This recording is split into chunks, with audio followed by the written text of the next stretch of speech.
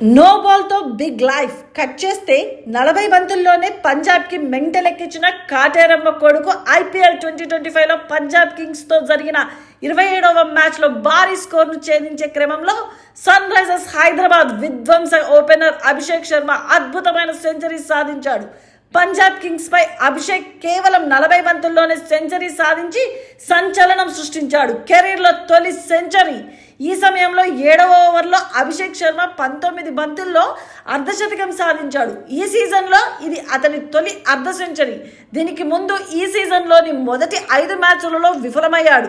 కానీ హైదరాబాద్ జట్టుకు 246 పరుగుల లక్ష్యం నిర్దేశించిన సమయంలో తన భీకర ఫామ్ని ప్రదర్శించి పంజాబ్ బౌలర్లను చిత్తు చేశాడు.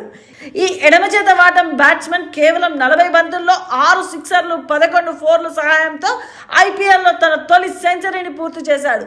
13వ ఓవర్ చివరి బంతికి ఉజ్వేంద్ర చావల్ పై సింగిల్ తీసి సెంచరీ పూర్తి చేసుకున్నాడు. ఇది ఐపీఎల్లో అభిషేక్ శర్మకు తొలి సెంచరీ.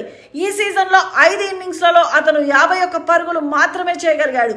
అందులో అతని అత్యధిక స్కోర్ 24 పరుగులు. ఈ ఇన్నింగ్స్లలో అతని స్కోర్ 24, 6, 1, 2, 18 పరుగులు.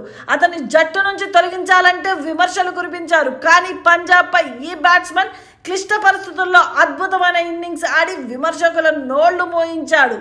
మరి మీరేమంటారో కింద కామెంట్ సెక్షన్లో తెలియజేయండి, మాతో షేర్ చేసుకోండి.